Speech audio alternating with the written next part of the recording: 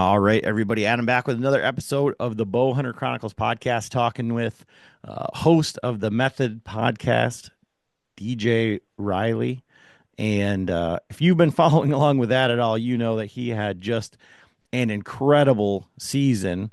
But I feel like, we all think of David as a killer, and it's not that he can't do it. He puts in all the work, all this stuff, but he kind of did it in a different way, killing 4 bucks, going out of state this year, which is somewhat new to him. So I want to kind of talk through like some of those things and kind of like what he experienced on those and kind of what can help other people be successful in that same, journey. So, how you doing today, David? Man, well, first off, Adam, thanks for having me back on the show. I was actually thinking about this that the last time we did this, we were probably in shorts and t-shirts and I actually think we were joking around about how good the grass, the lines looked Yeah. in the lawn. And now today it's cold and it's going to be getting even colder in Michigan, so it's the one thing that was really standing out in my mind was like time goes by so fast, right? Like we always feel like a hunting season goes by so fast, but I think the last time we did this was probably legitimately a half a year ago, but here we are today.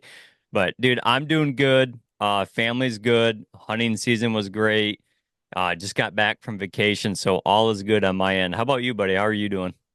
Good, good. I'm, working through some fitness stuff and, getting back, kind of try to get in shape, for the summer and Yeah. putting that. And, so I walk my dog outside today at 15 degrees, come in with the snow, ice in my beard, like all that sort of stuff. I'm the idiot out there walking around, but yeah, everything's going good. We got John, we're doing this in midday, but Mhm. John's back on the podcast. He finished his house and just got back from ATA, so things are things are going good, man.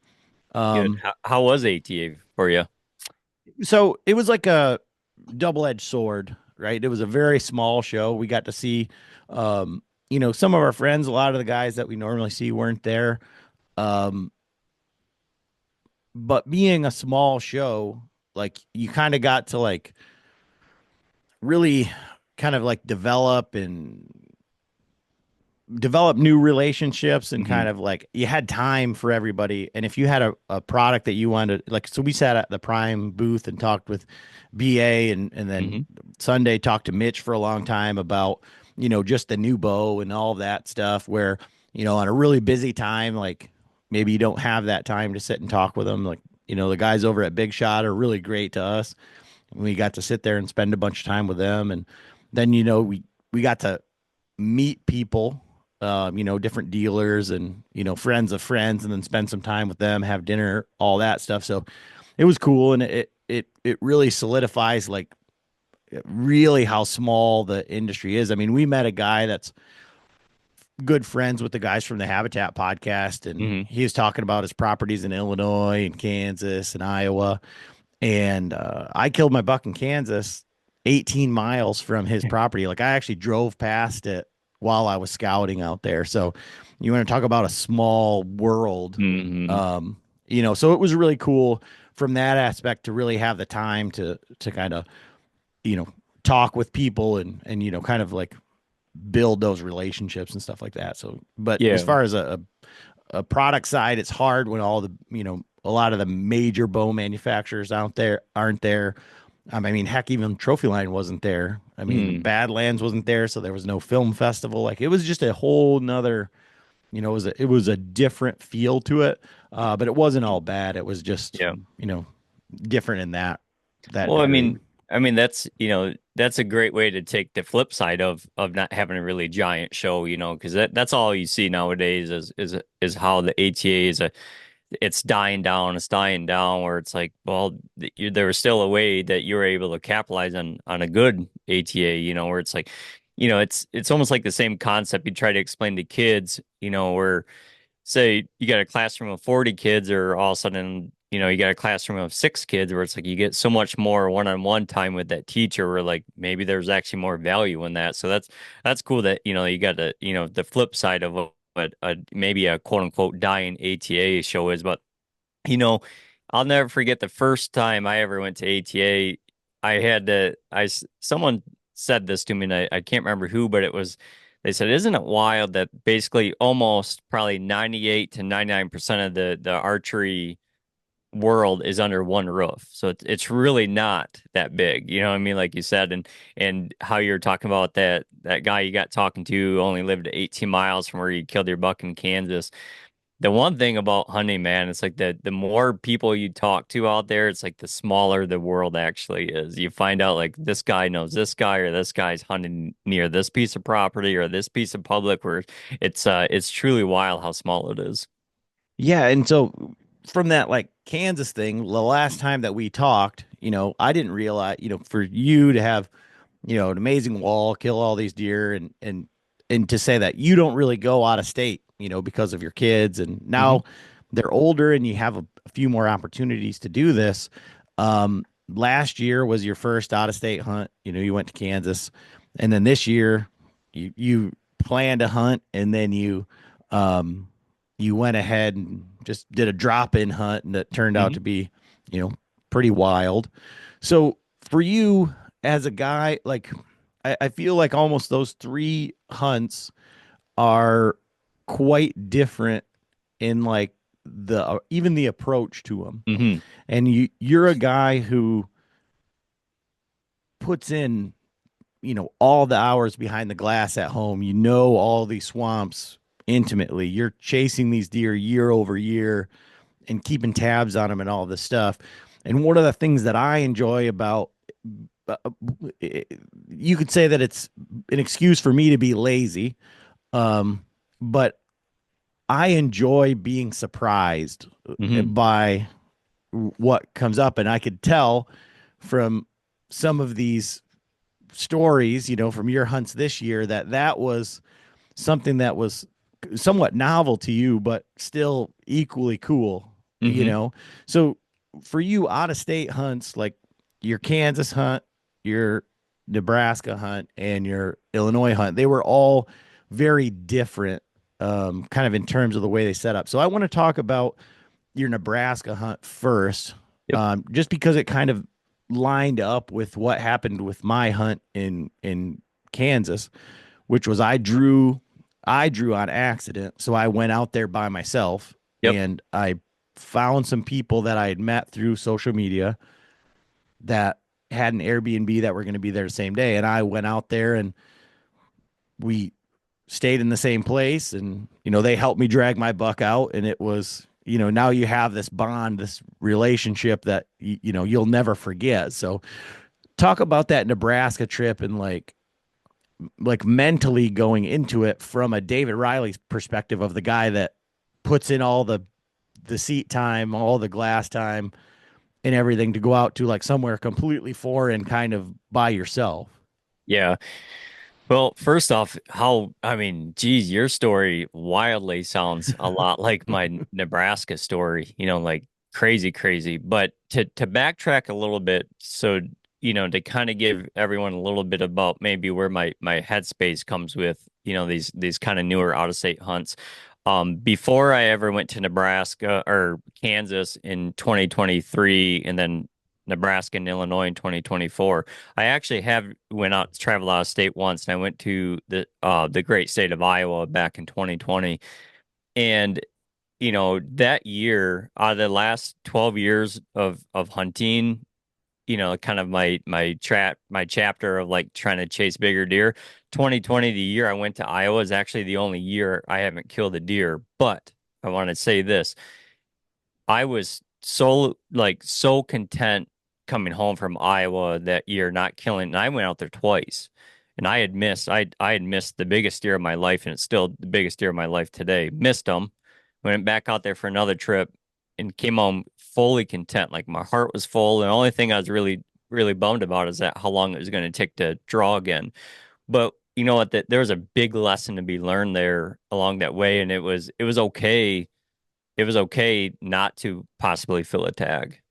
And so like, when I think back at like the beginning stages of me planning to go out to Nebraska, like going out of state, like I am not afraid to try things. I don't like failing, but I'm not afraid to fail. So, there when I first ever started thinking about like traveling out there, it was originally planned that I was going to go with some of the Latitude guys that they've been out to Nebraska a few times. And as summer was kind of getting to an end, I I know a wedding or two popped up for them in, that real popular time to have a wedding in September.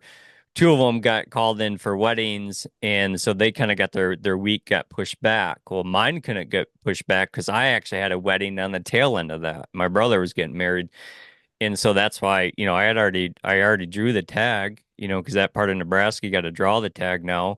So I'd already drew the tag. I had it, and my wife and I were talking, and I was like, I think I'm still gonna go, and she's like, really? And I said, yeah, I think so. And I got talking to Matt Lear and Brett Postal, and there's another guy went out there, and they were going to be in Nebraska, and I just simply reached out, like a friend of friend that says, hey, you don't have to tell me exactly where you guys are going to be in Nebraska, but like what, general region of the state are you going to be in? Because if you're somewhat close to even where I was thinking about going, I'll pitch in on the Airbnb. I just need a place to take a shower and sleep.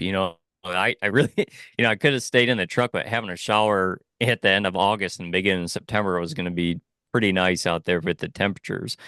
And there was three guys basically. They were already all committed to go, and they talked it over and seeing if they want to split it, a fourth way, and they all said they were cool with it. And so I said, yeah, I'll jump at the opportunity. But even at that opportunity, staying with them, it still meant like I still kind of, I was doing some e-scouting. And with the e-scouting, I figured out from where they finally, they shared where they were staying. It was still like, 90 to 100 minutes away from the house from where I wanted to hunt. But I thought, well, that was always the original plan. You might as well stick to it. And so I knew I was going to be putting a bunch of miles on. But, you know, I look back at some of the e-scouting I was doing, late summer leading into the trip, is I didn't want to, boil the ocean too much. I know in the past I've been extremely guilty of trying to e-scout a new property, and next thing you know, I show up to that new property and I have 30 pins sitting on it. And it's just like it's just too much, right? Well, for Nebraska, all I simply wanted to do was drop, I wanted three properties. That's what I wanted. I wanted three properties, all within, say, less than an hour of each other. So if one was a bust, I could bounce to the other, or I could bounce, to option A, B, or C at any given time. And even on those properties, I would study them, but I wasn't just dropping a bunch of pins on them. I was just dropping pins on the places I wanted to check out because my plan was, so this year in Nebraska, September 1 was the opener, which was on a Sunday. So I left out on Friday morning. I left out real early Friday morning. It was like a 12 or 13-hour drive for me to get out there. But if I left early enough, I knew I could get in, at least a quarter of a day of scouting and then possibly get in some glassing. And once I got out there, instantly in my mind, as I thought, man, I'm gonna glass one up. This is gonna, like, I'm not saying that part of the season, it's not rocket science, right? It's early season. I expect to see them through the glass. I expect to watch them, go back to bed in the morning, and then we're gonna hunt them. And I thought that's what I was gonna do for 2 days out there. Well, I'm glad I did the scouting because I tell you what, Adam, as much as all the years I've ever been sitting behind a spotting scope, I've never got my ass kicked more looking for some velvet bucks than I did out in Nebraska. Like I couldn't find a deer. Could not find a deer. And it was like, when I was doing my scouting, the tracks were there, the crossings were there. I could see the feeding, on the edge of some bean fields, but I just could not find any deer. And the ones I did see were like in the headlights and they were crossing the road, which out in Nebraska, if they're crossing the road, they're a long ways away from cover, like a long ways away from cover. So I just continued, that first day I got this scouted. I felt pretty good about my scouting. Like the very first spot I kind of picked on the map to scout, I felt pretty good with. Then the second time or that evening when I went out glassing, didn't see anything. Got up the next morning to glass, didn't see anything. So then I scouted all day, and that was Saturday. I was all day scouting Saturday, knowing that the opener was the next day. Then I glassed all night Saturday night, didn't see a thing. But during the day on Saturday, my scouting, I had kicked up a buck, and it was I never seen the buck, but from the tracks, I because I followed him. That's the probably the coolest part I'll always remember about my Nebraska hunt, other than meeting the people and we'll get into all that. But like that buck I had jumped that day, what led me to even scouting that piece was I cut his track crossing the road. And a lot of times at that time of year, if you watch any like YouTube content about Nebraska early season, a lot of it's always about it's so dry, it's so dry. Well, 48 hours before I arrived in Nebraska that this past year, they had got a downpour. I mean, just a downpour. And it took every dirt road and was like a blank canvas. So I knew like the day I arrived, I could tell how old those tracks are. Then I would go check the same roads the following day. So now I knew, like, if I cut a new track, that wasn't from the day I arrived. That happened overnight. And that buck gave up his location by crossing that road during the night. But doing that, I had learned that I was finding a lot of deer in and around the cornfields out there, even though it was, we're talking very last day of August going into very opening day, September 1.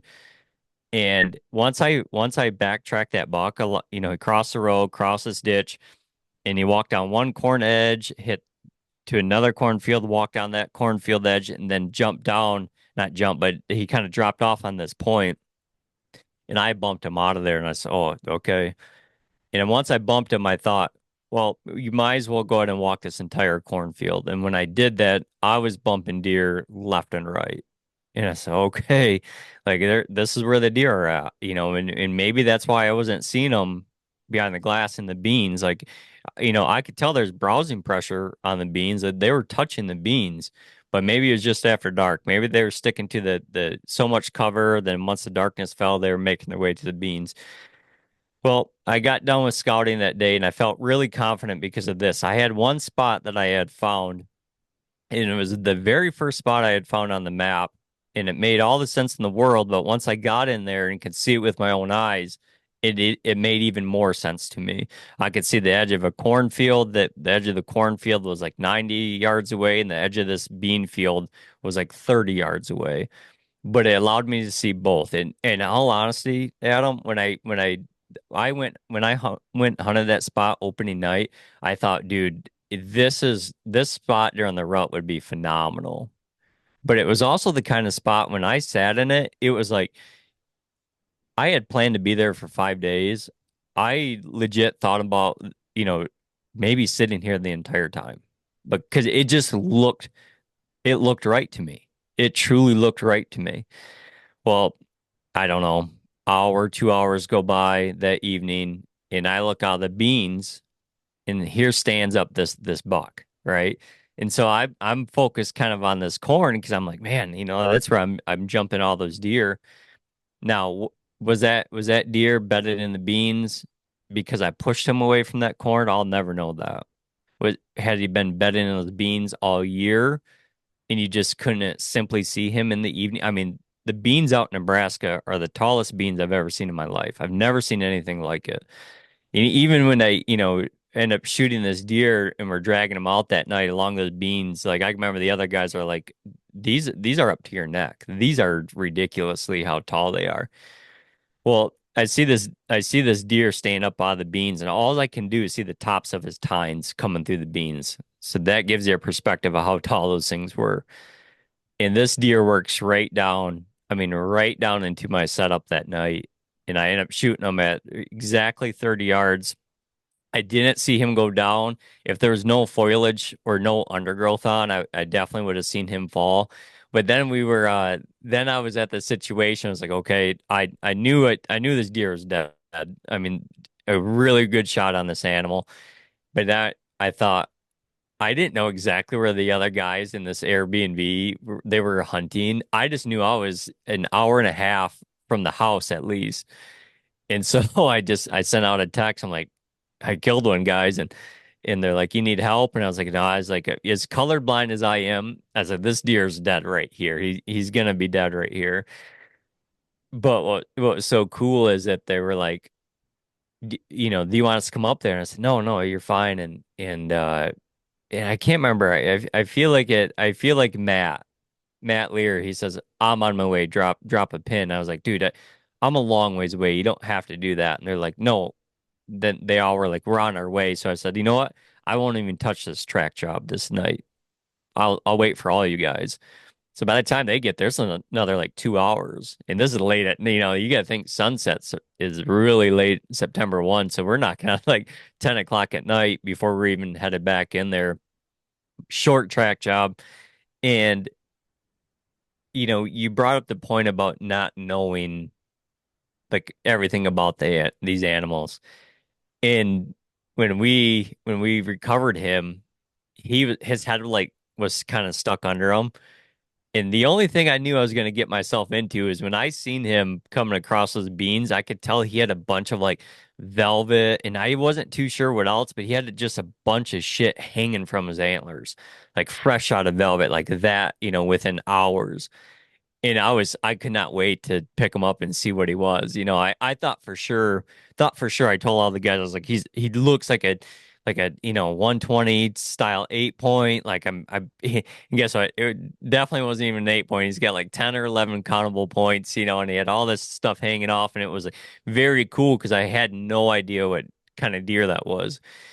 But looking back at, maybe why that hunt was successful is, yeah, I did some light scouting, nothing too heavy. The reading the tracks thing that ultimately led me to like the second point of interest that connected kind of the very first point that I found scouting was, even though I was in an unfamiliar place, I was still kind of taking what I do at home still. I just didn't know.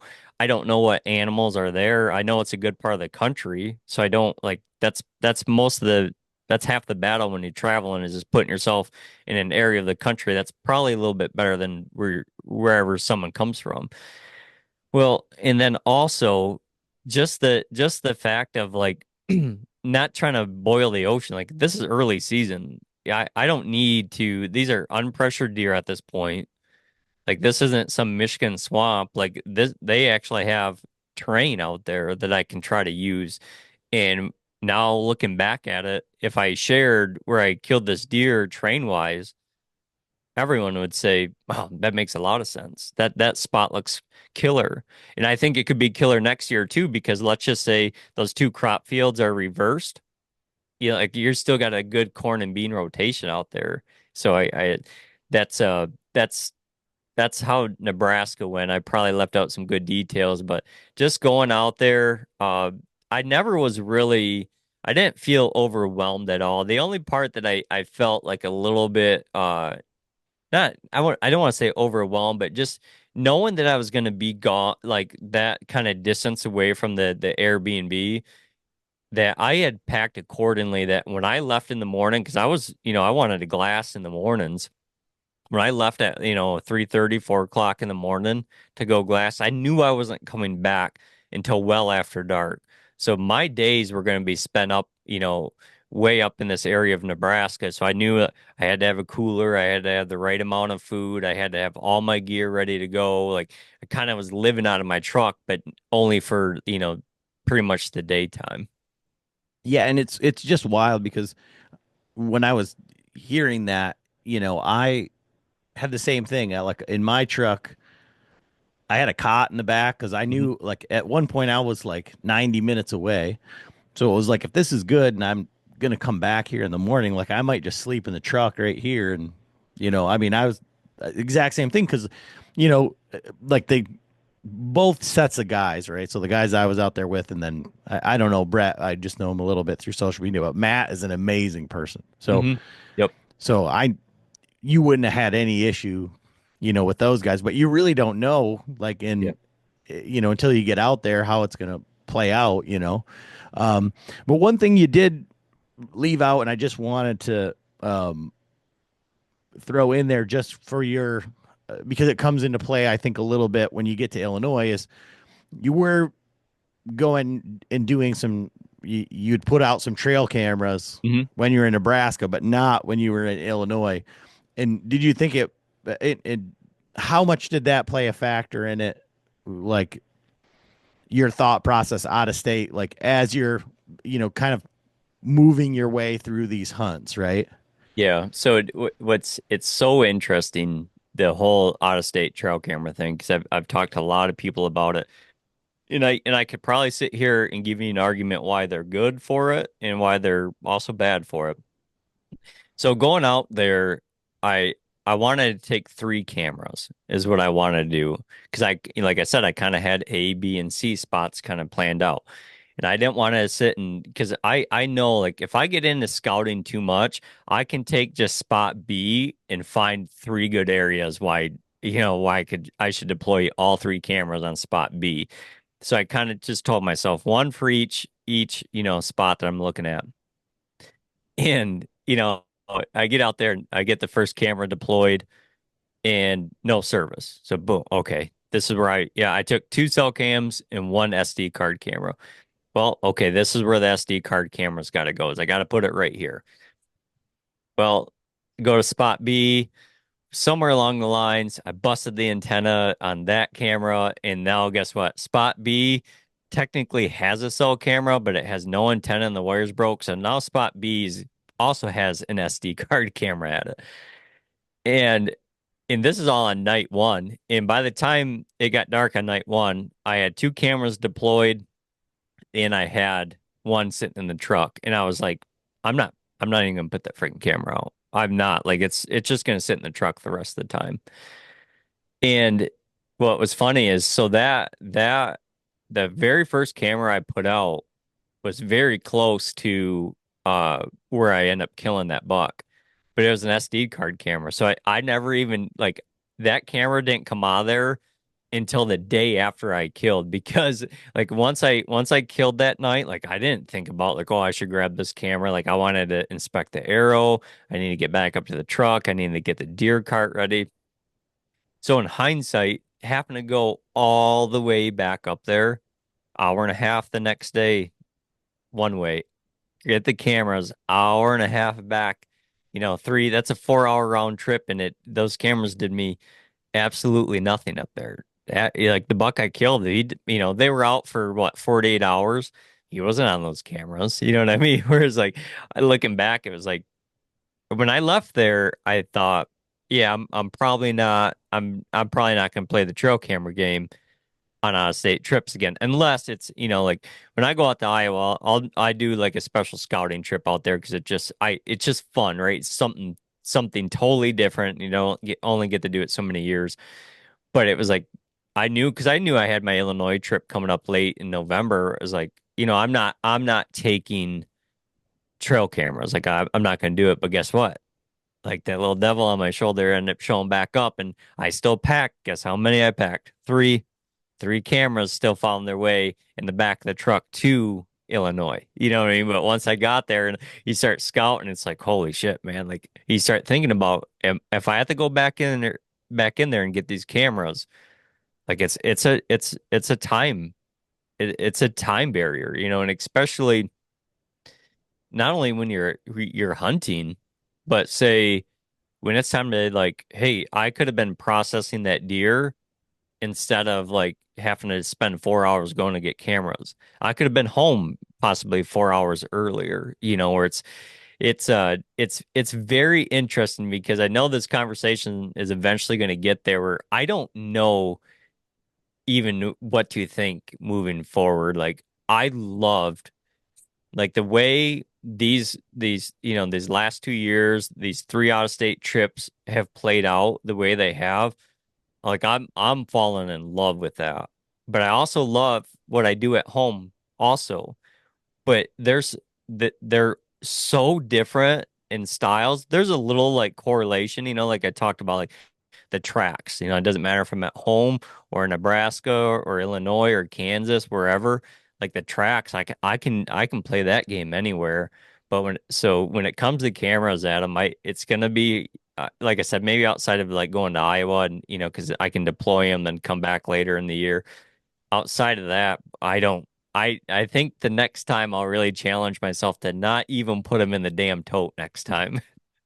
Well, and I think that why I wanted to have this conversation and why it's like super fun for me is again, like maybe it's just because I'm lazy, but I think like in reality, I'm there's guys that are just bad rut hunters, like the hmm the bed hunting guys, the guys that put in all the work. hmm They're like the rut screws up everything because there's more guys in the woods. These deer are off their pattern. They're not doing what they're supposed to be doing. But for me, that's like you just look at okay, where are the deer supposed to be? They're supposed to be downwind of bedding. They're supposed to be over here, and you get like kind of that.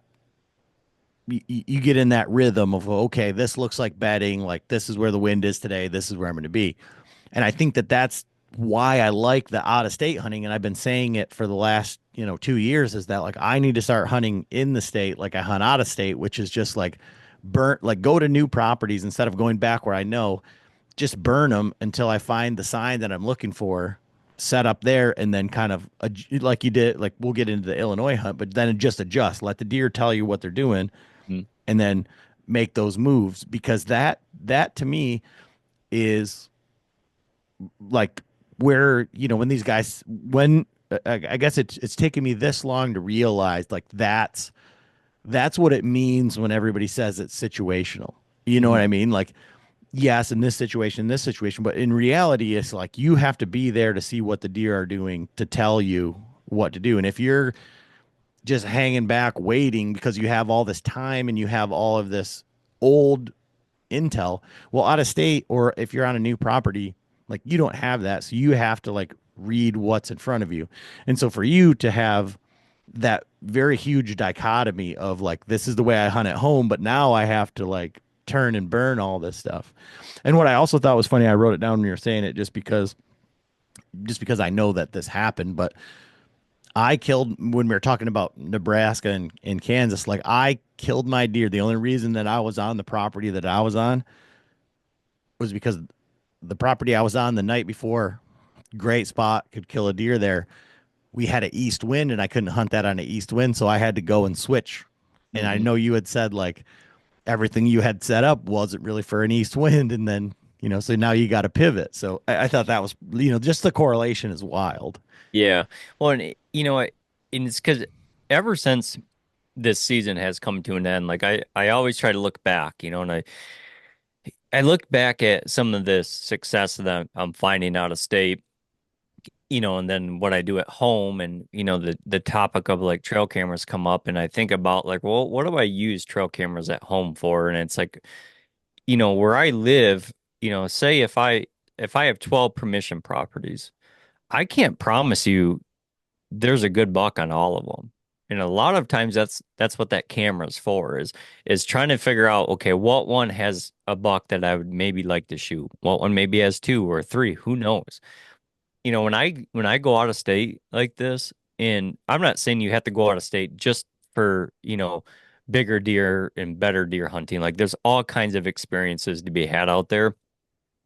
But these places I'm going out of state, I'm going there because I know that they're probably it's probably better deer hunting than what I come from in Michigan. And so I'm like, well, in Michigan, I'm using the cameras to make sure there's a deer I want to shoot there. Where it's like when I went to the, area in Illinois or Kansas or Nebraska, it's like I know there's deer there I want to shoot. I just need to hunt. You know what I mean? Where it's I don't know, and what's wild too about this entire year, Adam, is this is the first year ever since I started running trail cameras in 2011. I didn't even put them all out, not even here at home. It was more or less like I probably put out only 60% of my cameras this year. It was just like they're in good spots. If a big deer's on that property, I know that he'll use, say, this scrape with a trail camera on it, and I'll be able to identify that there's a good buck using this piece of ground that I'm hunting. Where I just going out of state, look back and it's like, man, DJ, you're traveling these places in this country because there's good deer there. You just got to hunt, and then talking about the east wind like that spot in Nebraska, that's the wild thing about e-scouting is you sit in e-scout and you're thinking September 1, September 1, September 1. It's gonna be south wind, southwest, maybe southwest again, maybe a west, maybe one day.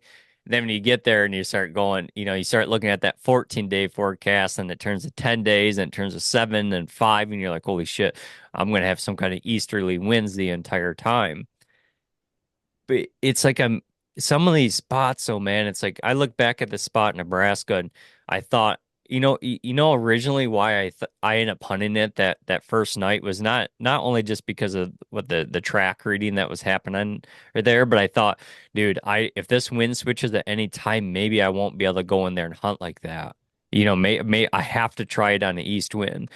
But during that story I told you, once I got set up in that tree and the way it looked, there's spots where it's like when I sometimes like I just have to see things. I'm such a visual learner. Like I actually believe that my e-scouting is my weakest part of hunting, in my opinion. Like when I like that's the one thing I try to work on a lot.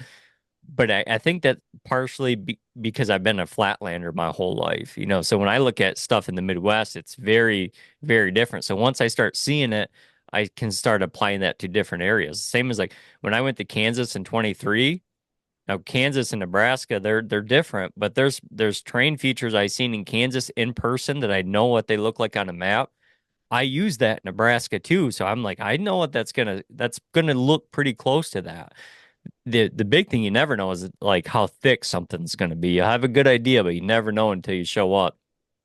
Well, when I got up in that tree that night, it looked so good. I felt so good about the spot that I was willing to like try to figure out a way how to hunt it when that wind turned out of the west in 2 or 3 days, because I thought it just looked that good. And I look at a lot of these spots that I've found success in, and I'm like, I think you could hunt them on multiple different winds if your access is good, And but like now knowing, say, if you told me, Adam, you said, DJ, that buck that you're hunting in Nebraska, he's bedded into the beans. He's bedding in the beans every day. I would say, dude, we can hunt this spot on almost any given wind. We just got to figure out how we can access it. With how tall they were, that deer never stood a chance at seeing me. Never at all. And what was wild about that is like you talk about, things being so much different from home. That's the first deer I've ever shot off a field edge ever. Cause he was actually coming, he was, that deer is bedded out in those beans. He was working down through the beans to the field edge and was dropping down into this drainage. And I think he was going to cut and go up to that cornfield. It was what he's trying to do, but I was sitting there waiting for him. Yeah, it's wild. Like, if we so I think it's Zach Fehrenbach's like, they're just, they're not that smart. We give them so much credit. They're wily. But when you can look at these terrain features, and if you take kind of like geography out of it, and you can say that a fence row is the same as a ditch, is the same as a swamp edge, is the same as a field edge, and you just look at them as roads and highways and stuff like that. There's a lot of Hmm. correlation there. And the wind, you know, the wind, you just have to make sure, like you said, like you get in there well enough because, I mean, the deer that I killed in Tennessee this year was on the absolute wrong wind, but it was the last day for that section, Hmm. and we knew that there were bucks in there, and it was like we're going to leave bucks to go find them because this wind is wrong, or we're just going to say we're going to hunt this morning, see what happens, and then tonight we'll make a plan.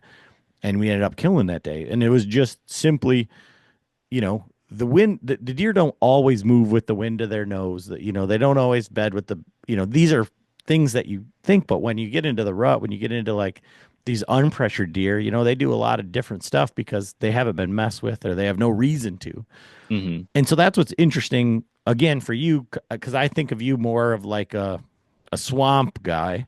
Hmm. And so now you go to Kansas and you're able to be successful, and then you go to Nebraska and where it's really dry and you're dealing with all this other stuff, and then you go to Illinois and you know admittedly you say, well, I'm not really a hill country guy. This is the first time you're going to go in there, and then you're able to be successful on, geez, an absolutely incredible deer.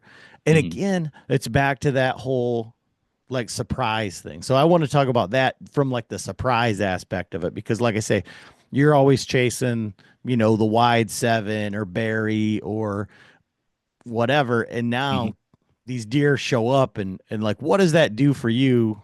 Because it's got to feel similar to when Barry shows up, or when you realize it's the wide seven, as far as like, holy shit, that's a monster. You know what I mean? Yeah.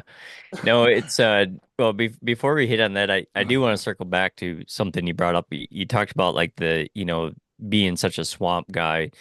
Is There's a lot, like looking back now, I can see like correlations of, when it comes to swamps, if you look at swamps, all swamps have edges, right? And I'm a super big believer in just whitetails being edge animals, where it's like, you take a swamp, eventually that swamp may turn north and west, or north and south to east and west. Well, we have two edges. We have multiple things going on there. Where like, even I look back at Nebraska, I look at Kansas, I look at, this Illinois buck that's coming up. It's like there's still edges in those stories, and maybe that's what I'm really looking at. Is just seeing multiple edges. I'm seeing multiple things come down together, where it's like, if I took that Nebraska map, and I showed the map and took out the row crop fields and said, okay, these are swamps, you'd say, dude, this is a great spot to kill one, and that's where I killed them. It wasn't swamps, it was food instead. Where it's like they're, like you said, they're not. They're just wild animals. Maybe we do give them too much credit sometimes, but I do believe they're such edge animals. But when it comes to the surprise part, it's when you going out of state, it's the unknown, and I find myself chasing that more and more and more, and even in my home state. And for example, in the postseason, so last year at this exact time, I scouted more public ground than I ever have in Michigan, just trying to chase the unknown. What's around that next corner? What could be living here that I don't know about? Okay. And I think that's a lot of what it is out of state. Like, early season, you're probably not going to hear one coming unless he's coming down a ditch that's got water on it. But like, say in Illinois, when those leaves start crunching, and I'm not sitting there going, okay, what buck's it going to be? I know there's two good ones here. I have no clue. I have zero clue. And when I've told the story about, like, especially that Illinois deer, and I did this with both my out of state deer this year, where it was like I had to almost pause before I could put my hands on them, because I didn't know what I was going to pick up. I had a good idea, right? Where I'm bow hunting, so they're inside bow range. I got a pretty good look at them, but I don't freaking know. But I can tell you this: that feeling of surprise is already playing a factor in my 2025 season. And this is why I just picked up a brand new permission piece of property last week, and I've been working on this piece for years. Finally got permission on it. Now, it's still, beginning to middle of January, and I could go put out cameras and probably go figure out what deer are still around, but I don't want to. Like, I'll probably put a camera out there come late August next year, because I want that surprise for next year. Like, it's like I'm chasing the unknown. Like, and this is small. This place isn't, it's less than 50 acres, but it's like, it's the unknown now. Like, these are going to be totally different deer I haven't seen before. So that surprise is really it's starting to weigh very heavily on me now. And I think, and even if like these out of state trips, even if I didn't punch a tag, just going out there and the unknown, what could walk by is I love that. So being there's a couple things I want to ask you about, but one is so in your mind, you say that you're weak in e-scouting, Mhm. right?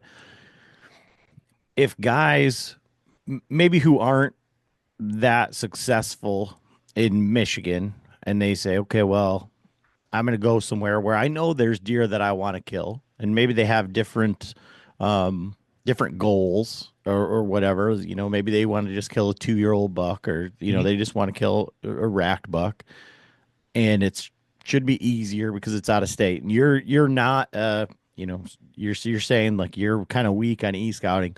What would you say is like one of the bigger factors in success out of state, even if you don't know what you're looking at on the map Yeah. exactly? I would say is seeing is believing in the just the more times you can get your eyes on something. I do this a lot. I mean, I do this a lot. If you were to look at my camera roll on my phone, even in state, but especially out of state, you know, showing up 2 days before Nebraska opened up, I may get into an area and I'm like, okay, I really like the looks of this. It looks good. I caught a big track or some or there's some old historical rubs.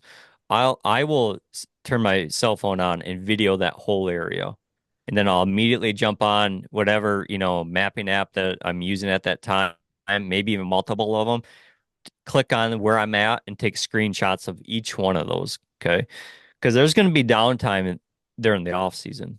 And I'll go back and look at those videos, and then I can swipe to the left, look at a screenshot, swipe to the left, look at another screenshot, and start like I'm kind of picturing what these will look like because I know I'm going to go somewhere else in the country that I may find something that may be very similar to that, or it will look the same, but instead of like 600-foot elevation, maybe next time it's, 1100-foot elevation, but it still kind of looks the same, but it may be, drastically bigger in size. So I think, for a guy that say you're just starting to go out there, do some e-scouting. Don't boil the ocean. Seriously, like just pick a few spots that kind of stand out to you on the map and go look at them. Just simply go look at them once you get there in person to see. Like, okay, maybe it doesn't look like this. Oh, this looks exactly like I thought it would. And I think will help the learning curve on with like I say some new people e-scouting is the 3D imagery where you can like toggle how exaggerated it is, or it's like that can help the learning curve a lot, but it still don't tell you how thick it is. It doesn't tell you what kind of it will help you. There's some layers that give you an idea of what vegetation's in there or tree species. But like once you get there, like that's really the key. But for me, man, it's just seeing it. I look back at, my last three out of state trips, even going back all the 4 trips to Iowa in 2020. It's like, e-scouting, but then seeing it in person or it's like, okay, yep, that's it. Like that looks the spot, and not every time it even pans out. Hell, I'm happy if one out of like 3 or 4 times that I get into a spot and it's like, okay, yep, this waypoint was really good. So do you do that also like after a kill? Like, because I feel like that would almost be more important to especially on a new spot where it's like the first time, and then you're saying, okay, this is what happened. Yeah. So after I kill, and I did this on all 3 states that we were talking about. I will start looking at every piece of public land, or even inside the public land I was already hunting, and I will try to mimic that exact same spot, maybe for a different wind, because maybe I go back again, maybe I'm back in Nebraska, and I need that, but now we have, say, I don't know, for an example, north wind instead of an southeast wind. Where could I find something that's very similar? Like I'm copying pasting what that looks like to see if I can't find it somewhere else to have more options because I found success in those kind of terrain features. Now let's just see if we can find more of them. And then one of the other things, because you went, you know, you were a solo trip out to Nebraska, and then Mhm. you drove separate vehicles when you went to Illinois. and again, I know this from heading to Kansas by myself. That's a lot of time in the truck to kind of like be with your own thoughts. And I'm more of a like a hunting camp or hunt with a buddy type guy. And I think, you a lot of your hunts kind of like revolve around your family. So that's the first ones you're calling. They're the ones that are coming to help you track when you're at home. But like, I don't know how far it was to Nebraska, but it had to be 10 hours or something. Like, what are you thinking in your head for that? Because there's a trepidation. Like, did I do enough preparation? Do I have all my stuff? Like, how is this going to go? Like, that's not something that you really get in Michigan on a regular, in your home state on a normal thing. So, like, what was going through your mind and that sort of thing after just being in Kansas with a whole group of guys? Yeah. Yeah, it's funny that you bring that up because I think back, I went to Iowa, it was me and my real good buddy went to Kansas. That's 11 guys. I go out to Nebraska, I went out there by myself, but shared an Airbnb with some guys. And even Illinois, I drove out there by myself, but then shared camp with some guys where, I growing up, like you and I have talked about this on your podcast, I basically hunted with my grandpa and my uncle. That was pretty much it. But, over the last kind of 10 to 12 years, hunting is very much of a solo thing for me. It always has been. I like the camp aspect too. I just never grew up with that in Michigan. Still don't. Like I didn't grow up going to a hunting camp on November 15th or anything like that. Never really went up northern Michigan hunting. So solo hunting is no like it's no big surprise for me. When it comes to driving and thinking, that's where we all do our thinking, right? Especially when you're solo. What I find myself doing though is as we sit here on a podcast today, if on my hunting trips when I'm going out by myself, I don't really even listen to podcasts. I just turn on some music and let it randomly play. And I just think about, I don't think about like I never think about if I'm gonna, oh, am I gonna fill a tag? Am I not gonna fill a tag? It's more or less I feel focused, but I feel loose too. It's more of like what's the unknown? What are the roads gonna look like when we're there? Who am I gonna run into or what kind of conversations am I gonna have with the locals? What can I take away? When I leave, when this truck gets, pointed back home, what's my takeaway going to be? What's going to be the good, the bad, the ugly out of this trip, But I can promise you the one thing is I never think about like, oh my gosh, like I hope I fill a tag. It's never about that because the one thing I know about like in life is say if you got a 7 day trip planned and you're driving out there and you're all excited, you got 7 days, dude, that 7 days is going to go by quick and you will be pointed, back home and that will be over with. And it will be, who knows the next time you go take that same kind of trip. So I try to soak it all in because when it comes to like travel hunting, I've talked about this quite a bit is like, I love the planning of it. I love the packing. I love going and getting the groceries for it. Like I love all of that. Like because that's all part of it. It's we talk about like loving the process. Well, that's part of the process of travel hunting is the packing the truck, cleaning the truck. I'm like I don't know why I do this, but like I always gotta about detail the inside of my vehicle before I go hunting. And every time my wife's like, you go out to Kansas, Nebraska, you come back from those states, dude, your truck is the it's like concrete dust out there. So they're pretty packed inside. But I love the, cleaning the truck, the packing in it. I love all of that. Now, you brought up the aspect about, like how, when I'm in Michigan, like I've never tracked a deer in Michigan without either my wife or my daughters, since I've been around. That part is really different. When I go out of state, it does feel like something was missing there.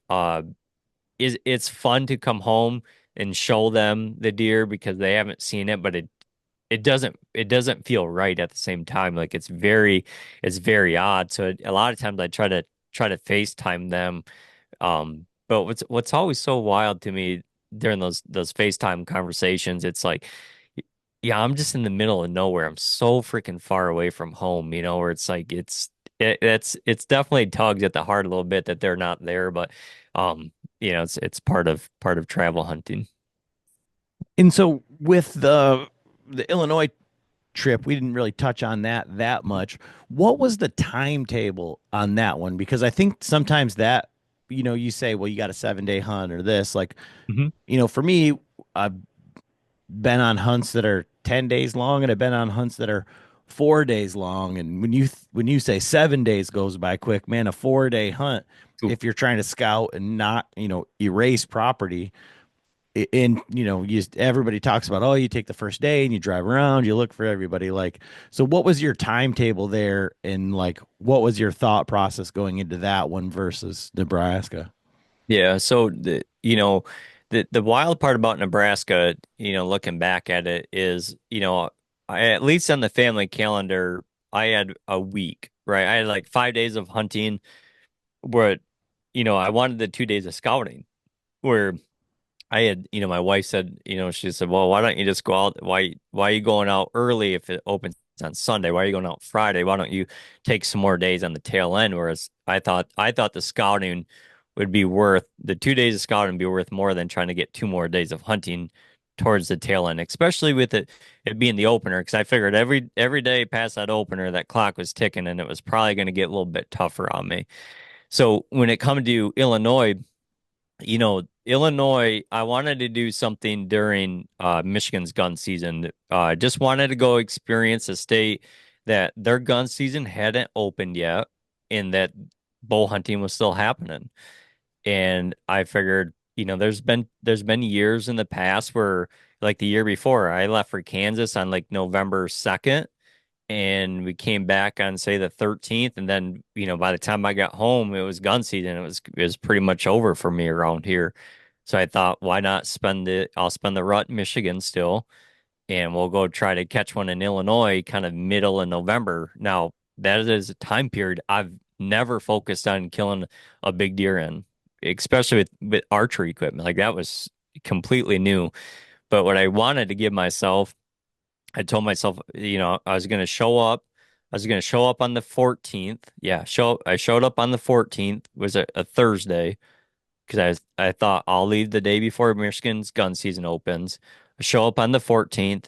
I'm gonna scout all day, all the way till dark.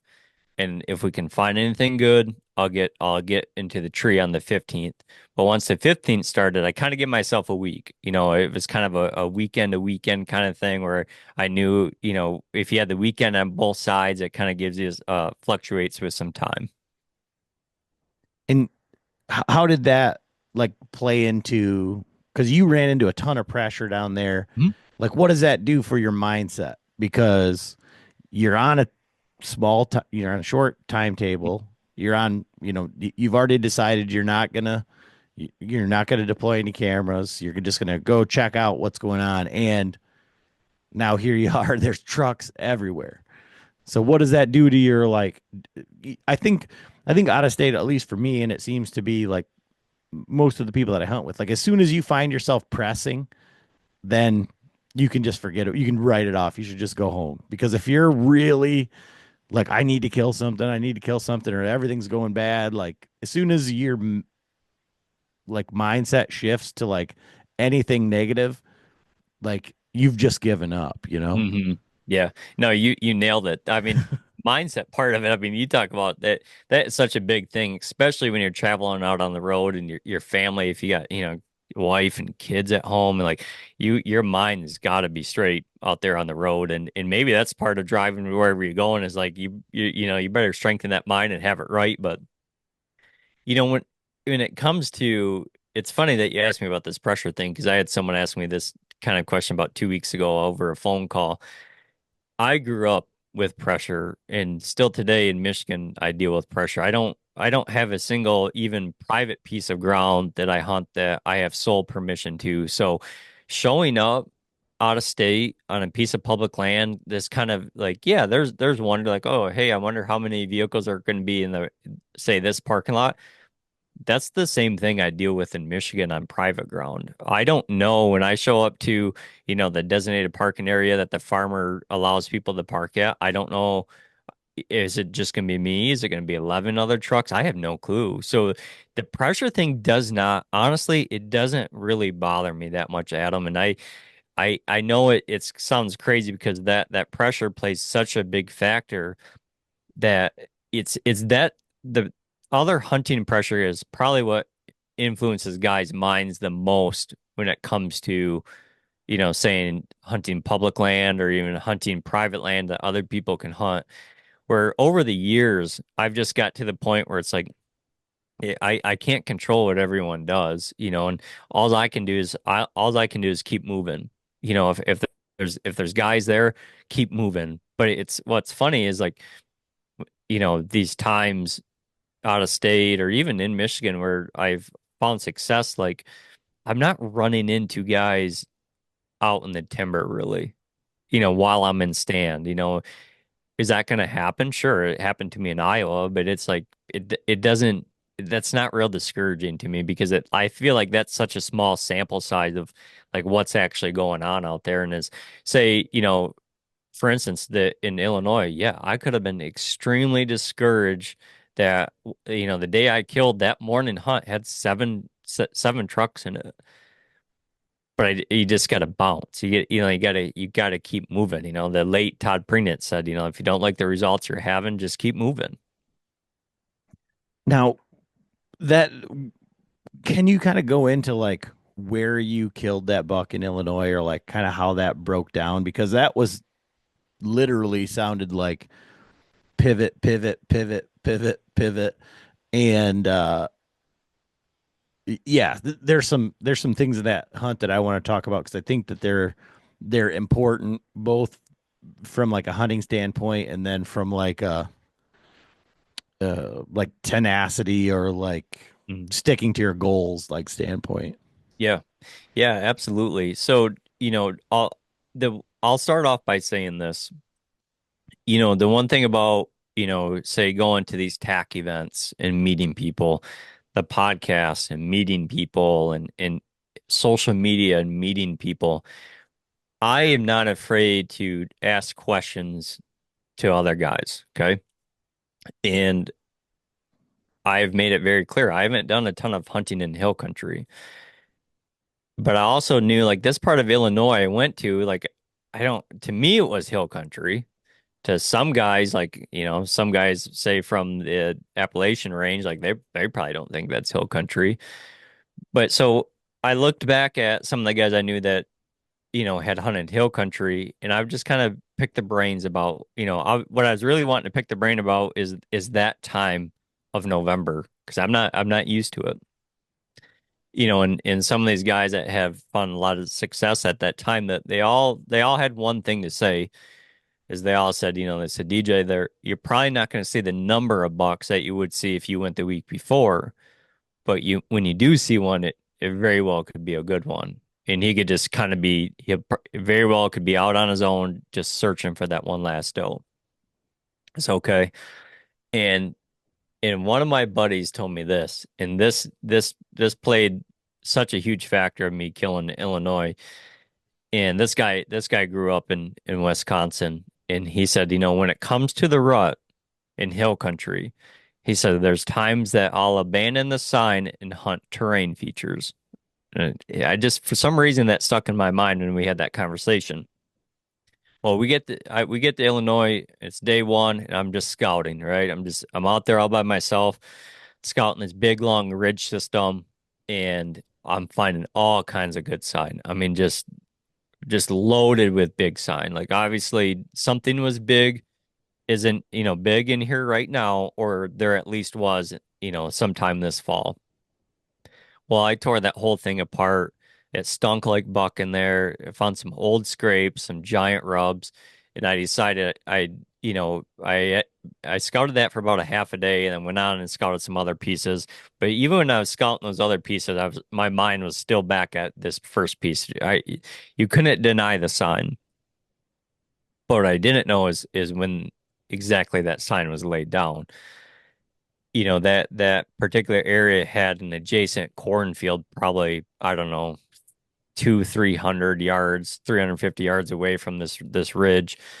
And I couldn't help but think, was that sign laid before the corn was down, or has it been laid since then? There wasn't a lot of fresh shavings on top of the leaves from these rubs. The scrapes were still there, but they weren't fresh, but there's no leaves in them. So they're at least after all the leaf fall, but they had like a glazed over look. I didn't love them, but they were there. There was a lot of them. Well, I threw a sit at that morning one and seen a few does, and I want to get down and do more scouting during the day, November 15th. And I'm scouting away, scouting away, scouting away. There gets to be a point during that day I thought to myself, I said, DJ, you've scouted this so much, it's probably blown up for tonight. You're gonna have to go jump somewhere else.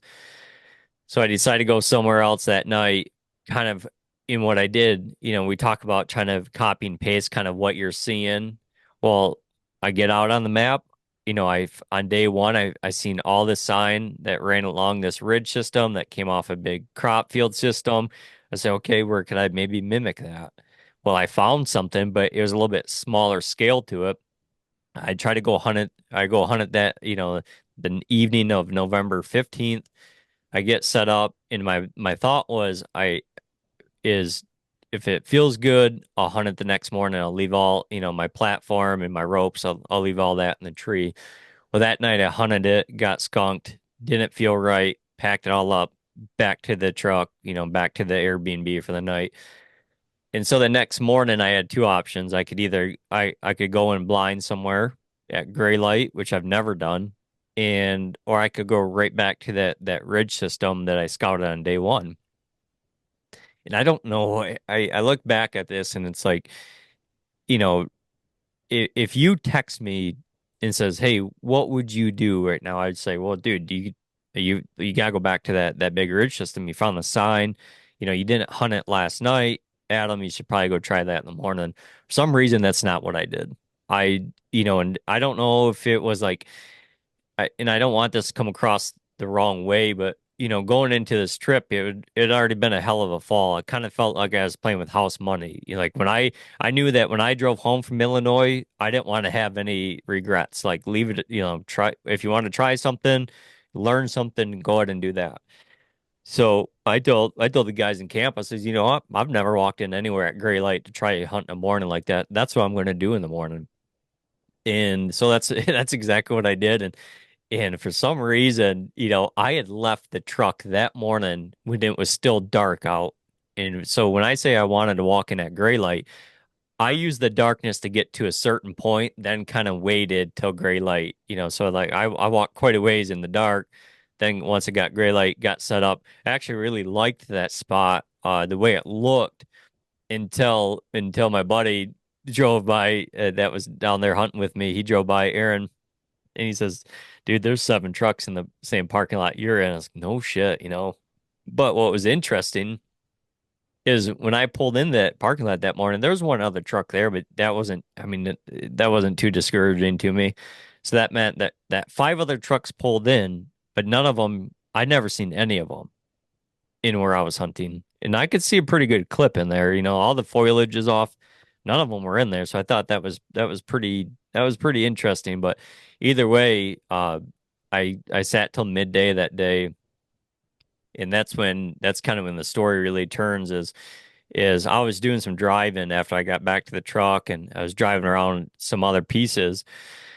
And I come over this bridge, Adam, and I looked down off this bridge and I thought, man, that looks sweet. That looks like a place you'd kill an Illinois river buck right there, right on that bottom. I mean, that was the one thing we talked about earlier in this podcast about e-scouting is you just don't know how thick things are going to be. That was the one thing that was really surprising for me in Illinois is I could read the terrain.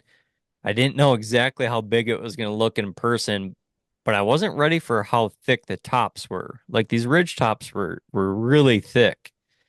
And when I looked at that bottom, I thought in my mind, I was like, dude, I could hunt that. I could hunt that. Like that looks huntable to me. But, you know, I got caught daydreaming on the bridge there because the next thing I know is someone's honking at me. So what the hell? And I said, oh shit, someone's behind me. So I said, oh, I gotta pull over. So I get pull over to the side of the road and I literally in my head this is exactly what I was doing, what we talked about earlier. I was going to bring up the map. I was going to look at exactly what I was sitting on right now and try to mimic that on public land somewhere. That's exactly what I was trying to do. Let's see how far this river runs. Does this river ever touch a piece of public land by chance? Well, when I open up the map, it's all shaded public. I was like, oh shit. And I was like, I can hunt this. And I'm looking down off that edge and I was like, man, do I hunt right here? Like, I know it's close to the road, but I'm like, man, it looks right. You know, we talk about it like it has to look the part for me. Like I'm such a visual person. Yes. So well, let me go find a parking lot and get kind of like get my bearings straight here. I got to figure out what way's north and south. And so I pull in this parking lot and I get the map back out. I'm looking at it and I'm running along this big river bottom, and I see these two ridges drop down. That the ridges run north and south, and the river runs east and west, for example. Well, I could access it, and we had a southeast wind that day, and I said, well, if I access it from the north, I don't have to touch those two ridges. And the reason that the two ridges caught my attention is the two ridges dropped down to this river bottom, and it made both of them were natural funnels. One was 26 yards, and the other one was about 40 yards. And that's when that's when my buddies that's when my buddy popped up in my mind. In him saying, sometimes during the rut in hill country, I will hunt terrain over I hunt sign. I said, okay. I'm thinking about that, and I was like, dude, that's it. Like that's a natural. Those are two beautiful natural funnels right there. Like that's like this isn't a spot I had picked out on a map or anything. It just happened to be I drove by this bridge and it just caught my attention. So I thought, well, if I could cross that river or walk down the river bank or figure something out, I could pop right up this bank and be right in that smaller funnel. Like I should choose the smaller of the two funnels because that's going to be the tighter window. The smaller of the two funnels, the smaller funnel was to the east of the bigger funnel was to the west. Okay. And we went back to the Airbnb. I had like I don't know, 45 minutes to just get a bite to eat. And I told Aaron, I said, I'm going right back in that funnel. And not right back in it, but I'm going to that funnel. I was showing him the funnel on the map, and he's like, okay. And I had a buddy back home, and he says, you got a plan for tonight? I said, yep, I'm hunting here. And there's an obstacle on that piece of public ground that he was like, man, I don't know about that. And I said, well, we're gonna find out. I don't want to give too much away on the on the podcast here about it, but um, so I drop in there. I luckily I took my knee boots, because that's one thing. These trips leaving Michigan, it's kind of nice to get to leave the knee boots behind, Mhm. but I always pack them just in case. And I said, I'm going to put these knee boots on because I may need them in that river. And thank God I had them because it took every bit of that knee boot to get across that river. Well, I jump up this river bank, and right off the river bank, I'm talking 5 yards off the bank. Here's a tree. Boom, I can hunt it. So to paint a visual picture or an audio picture is I am facing in this tree. I am facing southwest in this tree, and we have a southeast wind. Okay. And I'm expecting either east to west travel or west to east travel through here. Either way, if they come through there, they're coming through this 26-yard funnel I'm in. And I'm 5 yards off that bank. That means my farthest shot's about 19 yards. Okay, top pin. Well, the one big thing going in this trip, I told you, is I didn't want to leave anything on the table. And not ever hunting country like this is over the years, I've kind of told myself if I'm in an unfamiliar place, if you see deer do something, like let them tell you how they traverse this ground. Go move, no matter what time it is. Like, especially if you see multiple deer do it. Well, about an hour into this hunt on the evening of November 16th, I can hear grunting, and I turn the cameras on, I grab the bow, and they're grunting, and I'm like, man, but it's kind of windy and can't see them, and and then never see them. And I put the bow back up, turned the cameras off, and it wasn't a minute later, boom, they're grunting again. I'm like, what the hell? Like I should be able to see them. You know, these grunts are coming from the west. And I should be able to see them. All the foliage is off, but I will say, when I looked west towards that bigger funnel, it did get thicker in there. Like it was more grassier. Like the understory was thicker down there than than where I was at. And all of a sudden, here comes a small 6 point. Then here comes about a Pope and Young 120, 125, 8 point, really extremely white rack. And here they come, and I'm thinking they go right through the first funnel. They're going to come right down through this one. And I was like, this is day number two, and I'm looking at that 8 point with that white rack. And I'm like, you know what? He comes through this. It's been such an awesome season. I'm going to let it rip. He's going to die.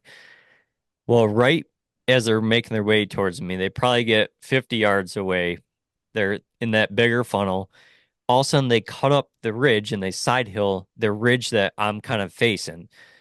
They cut right up side hill in it. I was like, what in the hell? Like, I thought the Bucks would come through this whole bottom, a southeast wind. Those ones were working west to east, and they're basically scent checking anything that could be bedded up on those points on those ridges. And I thought, well, maybe there's a doe up there. I mean, they both like when they were walking through that river bottom, and as soon as they got to that base of that ridge, they trotted up there. Now I don't know if it was just their way of getting up that ridge like that or what, but I was just kind of surprised. But that was my moment. That was what I was waiting for. That's $2. Uh, they showed me a way that they were going to traverse that ground.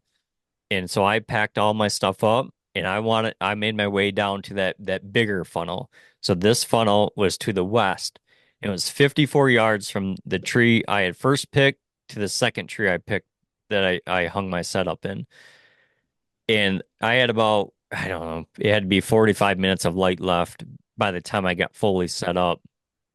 And during that time, of course, like I can remember thinking this is during that time that when, the sun was setting and the wind was dying down, I was like, dude, it's been breezy all day. And now when I'm trying to set this tree up, of course it's getting really quiet, but I thought in my mind, I said, this is for tomorrow anyways. This is what, I'm gonna set this whole tree up, be ready to slip back in here in the morning and hunt. And I got set up is only about 2.5 sticks high, probably 10 foot, 9, 10 foot at best, right in the crotch of this tree. And I remember thinking, I said, well, there's 40, 45 minutes left. And I said, I'm not getting this freaking camera out today. I already put it out, then I packed it back up. And I said, camera's going to stay in the pack. But I said, I should at least get the camera arm around the tree for tomorrow morning. And as I'm putting the camera arm on the tree, I'm kind of looking around and I get that thought in my head, like I did in Nebraska, that I may sit here as long as the wind's right. I may sit here for the rest of the time. Like this, until the wind switches out of the north, I think I can do it with because there's that river right there, and I'm right on this bank. So I think I could even do it with the west and east, a southeast, a southwest, a straight south. I'm running all these winds through my head that I can hunt this with because it looks the part now. Like I felt good, and I thought, you know what, DJ, just in case you see something special here in Illinois, get that freaking camera out so you can take it home. You can show your wife and daughters. Just get the camera out. Like don't shortcut yourself. I put the camera out, and Adam, 16 minutes later after I get that camera out, I look dead west. And right on this riverbank, I see this body of this deer, and its neck and its head are completely blocked by a tree. But when I see the body, I knew we were dealing with probably what we came to Illinois for. But when I lock eyes on him, like he's 25 yards, probably 26, 24, probably right around that window there. And this time, like he's close enough for like I don't grab the camera first this time. This time the bow comes off the hanger first, and he's still standing there. Says, "Okay, I got time to flip the camera screen open and flip the camera screen open and try to get the GoPro running." And He's kind of standing there, so I get the camera completely pointed at him, and he hasn't moved yet. Like he's just standing there. And in my mind, I'm looking down at there's two trails, and they come to a Y, damn near at the base of my tree. But it's about the only huntable tree that was in that bigger funnel. And I knew I was like, this son of a bitch is gonna come right to the base of my tree. I'm like, he's gonna know. He's gonna know I'm right here. And he steps onto that trail off that riverbank edge, and he's coming straight to me. And he gets to about 9 yards, and he kind of, he puts his neck low and he kind of tips his head up like this, and he's looking at me. I'm like, oh shit, he's got me.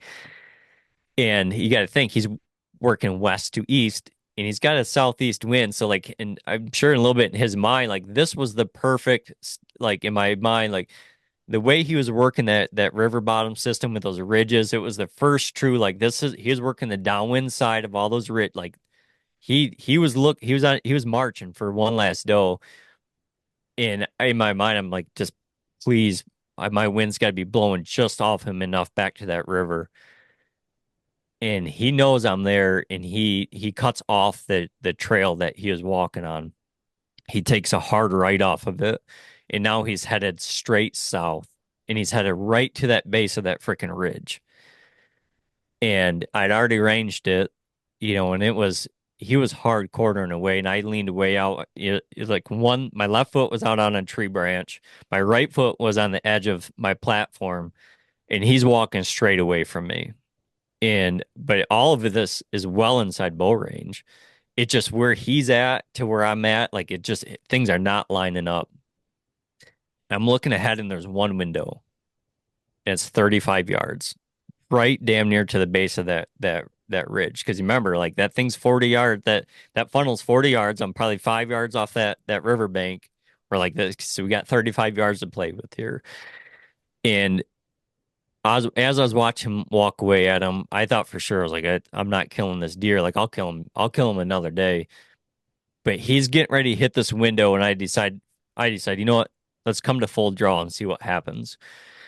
I come to full draw, and I know I'm gonna have to stop him. I'm gonna have to stop him hard because I'm trying to stop this animal to the point when I stop him, I don't want to scare him, but I want him to think, what the hell was that? And kind of like turn and look. You know how they like turn and look back at you?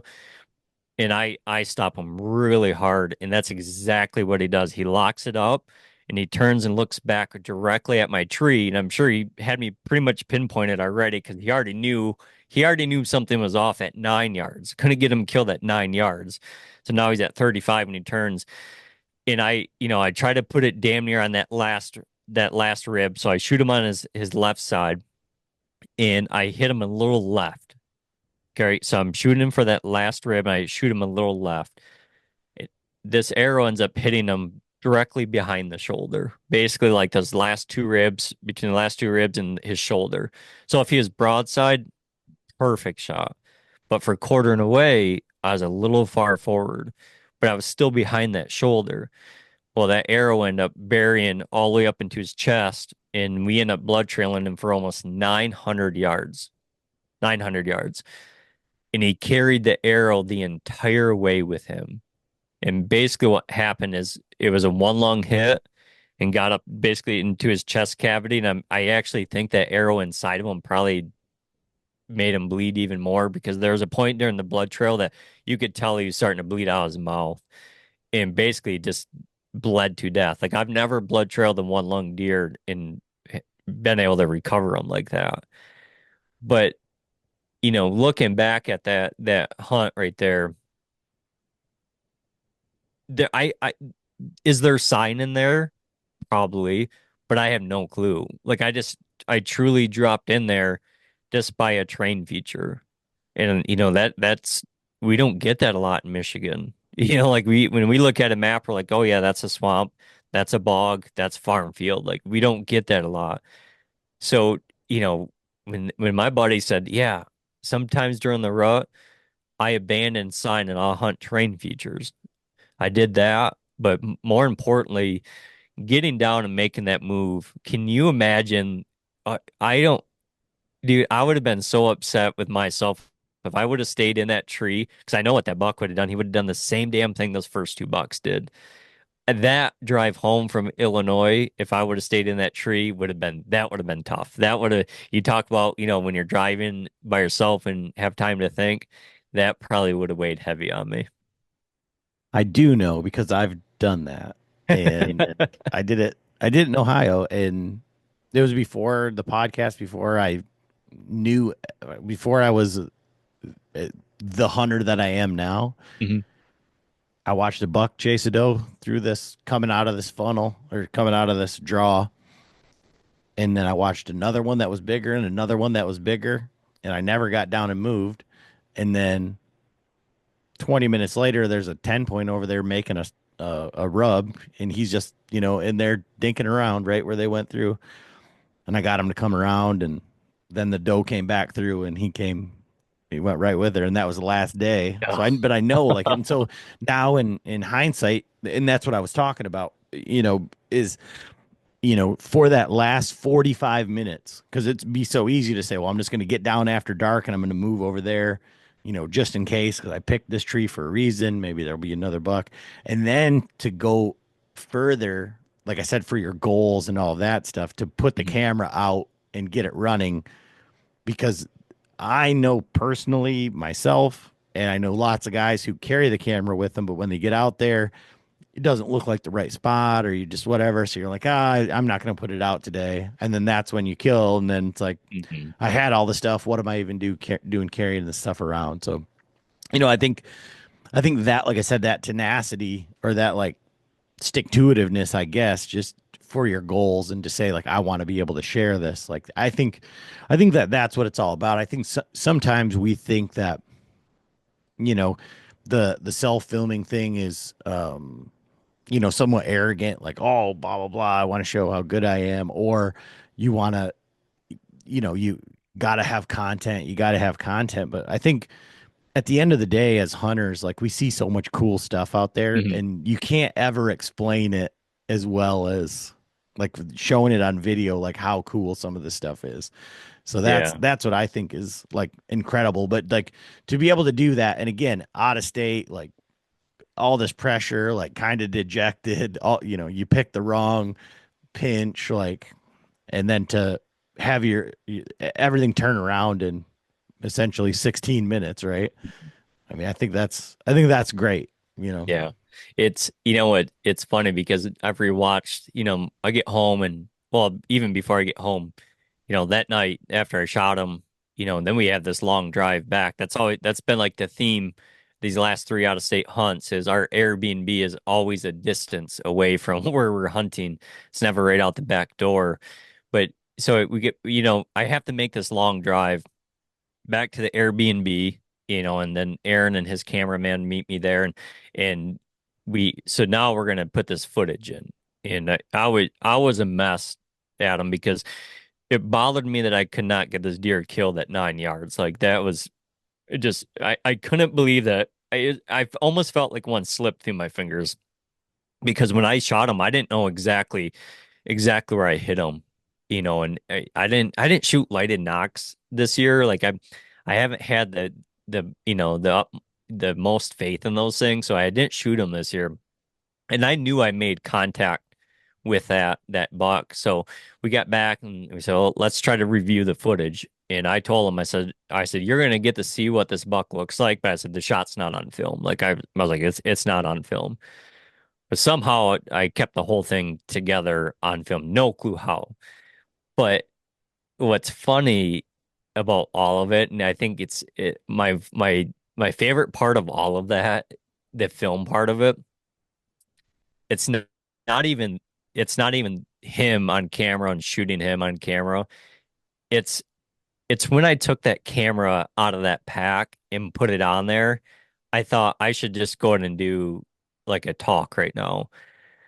And you can see it. You can see it on my face that, when I decided to make that 54-yard move, I didn't take any layers off. So I was kind, like the hat's kind of sitting tall on my head because I'm a little sweaty from moving. But I at the same time, like I have this look on my face where I'm like, man, did I do the right thing with 45 minutes to go? But right at the end of that talk, I say like, you can tell my confidence is building. Like you can see my eyes. I'm like looking around. I'm like, dude, yeah, like this looks like the spot.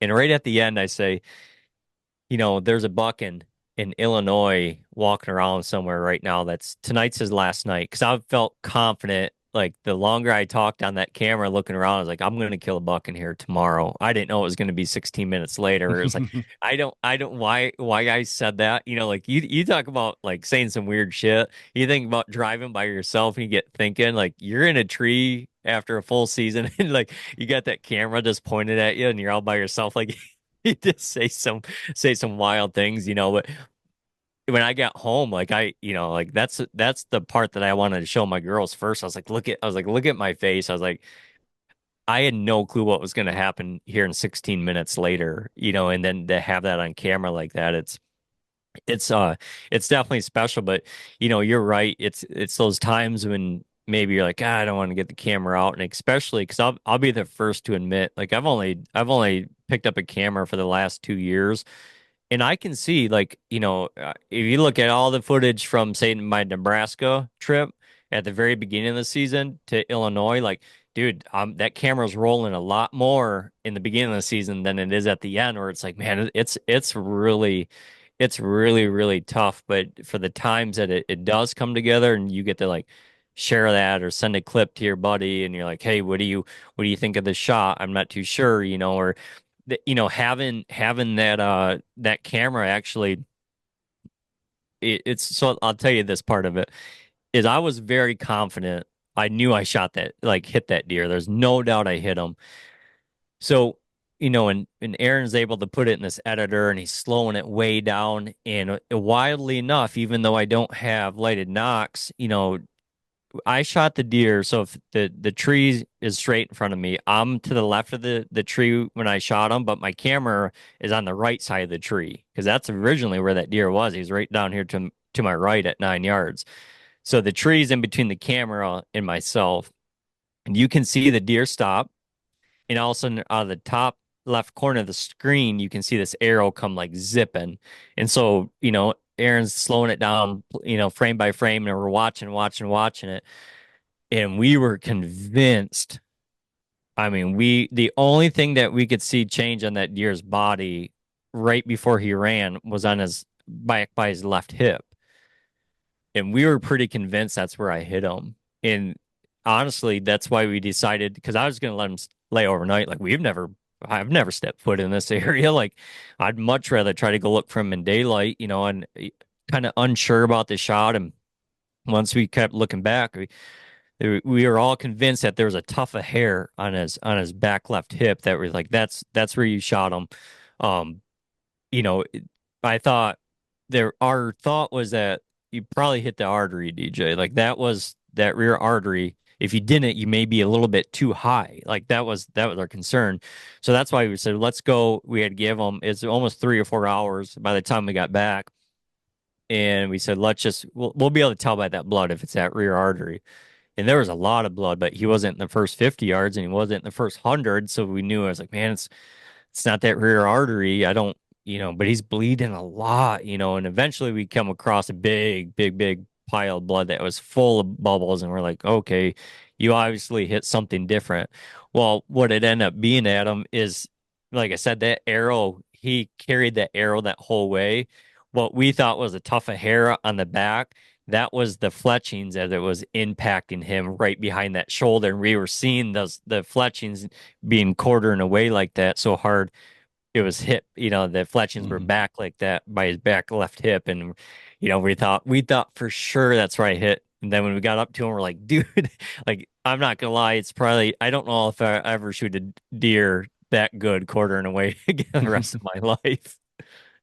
Well, I mean, again, like from the perspective here from the podcast, like to have you come on here and talk about this with your hunting style and being able to translate that to public land out of state places that you never been dealing with like adversity and all of the stuff and maybe in Nebraska it seemed kind of easy like where it was just a couple days but it seems like the Illinois one came with a couple of struggles and, Mhm. really having to figure it out. And like I say, I think again, from your perspective, because you're the, I don't know, hundreds or thousands of hours prior to the season guy, to be able to go out and, convert. I think that gives guys perspective on, like, again, that you can do it too without having to go out there 100 times and Mhm. scout and do all this stuff, and just be able to put it into, to kind of put all the pieces together. So, like I said, that's why I wanted to have you on here. You're jet setting around, vacationing and all that stuff. So I had to kind of do it after the season, but No, no, that's why, well, there had been a couple guys that reached out after the season when I had me on, and you were the first one to reach out. So I said, well, when I get back from vacation, I'll get a hold of Adam first, but, you know, I- man, so basically my season was over with once I got home from Illinois, and I got home around the 21st of November. So I've had a lot of time to think about it, and you kind of brought up something right there, and that last bit of comments that you were talking about, I'm usually a guy that spends a ton of time scouting, and I love that. I honestly do. But I have to stop and think about, like, where is this success coming from when I go out of state? Because it's the complete opposite of what I know, and it's, I've been able to, go out of state on these, short little trips, and been very fortunate enough to find some success. And it's like the one thing I keep thinking about is, like, I have success here in my home state too, and it may take me a bit longer, and it's not that I'm being more picky or anything, but, like, why is it taking me a little bit longer? And I can't help but wonder about this is, how, like, in archery, how, like, somebody that's been shooting a long time, like, they can pick up bad habits, and someone that just picks it up, like, they just boom, shoot good right away. They don't know any different. Or sometimes I wonder, it's like I can see so much value in why, if you want to go out of state hunting, it's worth a trip to go scout and learn some land. But I also can see where it's like, man, just dropping in hunting, learning it on the fly, like, you don't know any bad habits about that piece of ground yet. You and I, we could leave tomorrow and go out to Missouri and go scout a piece of public land and fall in love with an area because the sign looks so good, and but that buck may be dead. You know what I mean? There could be so many factors over this next fall or summer that change that. And we show up there and we're kind of dead set on going to this place that, we found so much sign that we've got to hunt it, where instead, like, we should just show up there and, you know, learn it on the fly. Like, I can see arguments for both, but that's one thing that keeps standing out in my head. It's like, am I this out of state hunting? Like, it's so much different for me, but I don't know any bad habits about these places yet, or I don't know. I don't know if it's a real thing or not. It'd be interesting to, like, try to dive deeper into that thought process. yeah, and like I say, that's why I say, like, that for me is what I need to do in state, is just go Hmm. somewhere that I, just, you know, it's hard because when you're home, you can't take a week away from Hmm. your family and just say, well, I'm just going to go an hour away. Like, well, why don't you just come home? Why don't you just do this? And, when I think that's another thing too, is like when you're out there, like during that dusk to dusk, you're just completely in the moment of Hmm. hunting, and then you make your phone calls, you do your, pleasantries, like whatever you have to do for housekeeping, and then you're right back on the map. You're right back, maybe you're driving around looking for tracks, or you're, looking for deer, whatever, but you're 100% like more focused on that mission than at home when you're being pulled in a whole bunch of different directions. I think that's the only other thing. Yeah. But being able to just, but if you were able to take that week while you were home, like if you were said, okay, your family's going to Florida, but you're going to stay here instead of go to Nebraska. They're going to be down in Florida. You're going to meet them down there, but you've got 5 days to kill on a new piece of public in Michigan. I guarantee you could do it, because you'd have that same, Hmm. you'd have that same ability. And I think Yeah. maybe that's the only like outlier that there is. Yeah, no, I could see it. You asked a question earlier in this podcast, and the more we've had this conversation today, the more I think maybe you could answer it better this way. So you asked me about, what do you think about when you're driving out there by yourself, and I brought up a couple of times in these conversations that going out of state like that, I do actually have a worry now that, I've told these stories. Is my worry is about, coming home and not leaving it all on the table when we're out there, like that, both those examples where it's like, man, if I don't move, what am I going to think about on the way home? So maybe that's what I think about on the, as I'm driving out there is like, hey, like your time away from family, leave it all out there. Don't come home with any, unanswered questions. Like leave it all on the table. Man, I think that that's a perfect way to end this because I think that that's, kind of the synopsis of the whole thing is you gotta be present, you gotta be out there and leave it all out there. So I mean, yeah, I appreciate you coming on and kind of recapping this.